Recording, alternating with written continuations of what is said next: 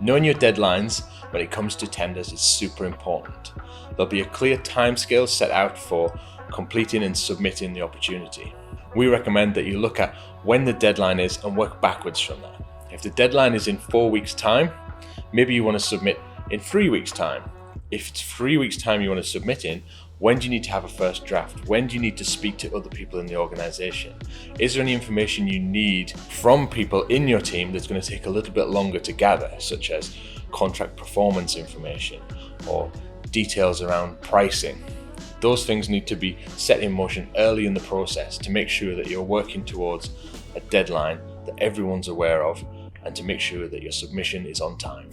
It's super important that you include everything that you're asked for.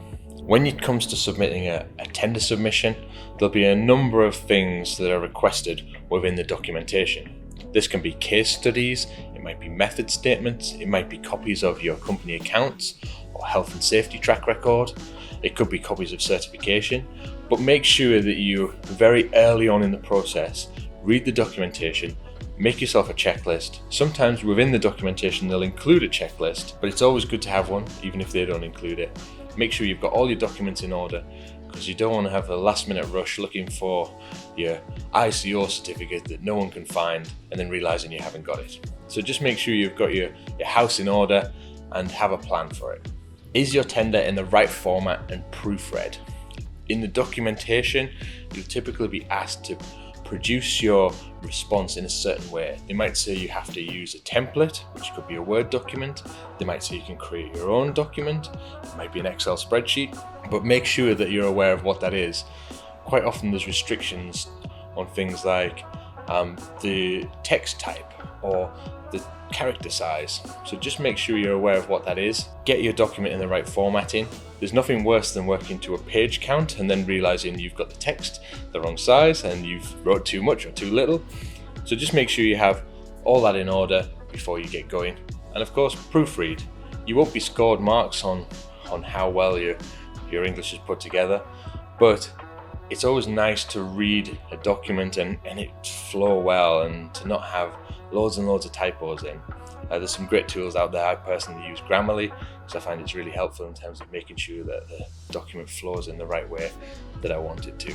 But even things like Microsoft Spell Check, it's a simple click of a button and it can be really useful. Make sure you submit your response in the right way. Most responses these days are through online tender portals. Make sure you've got your username and password and it's the right username and password for the right tender portal, and have a little browse around, work out where you're submitting the document, where it needs to be uploaded, how it needs to be uploaded.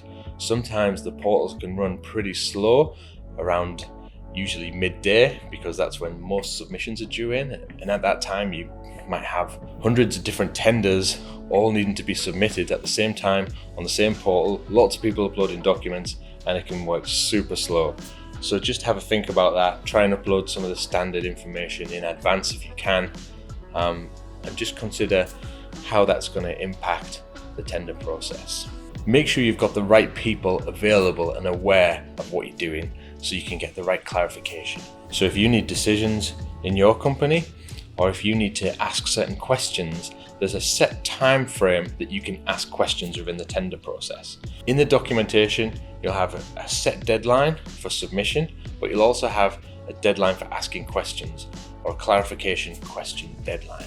That's typically around a week before the final deadline, and that's when you can question things. You might read the specification and say, oh, we've got a question about this, or how would this work, or can you clarify the pricing detail? You ask those typically through the tender portal.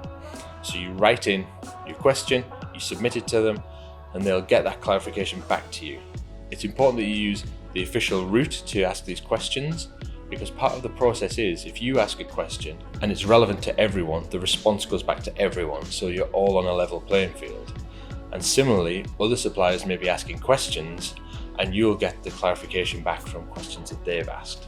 But make sure you know when that deadline is and ask the question in advance of that deadline. Because if you ask afterwards, 9 times out of 10, they won't answer those questions.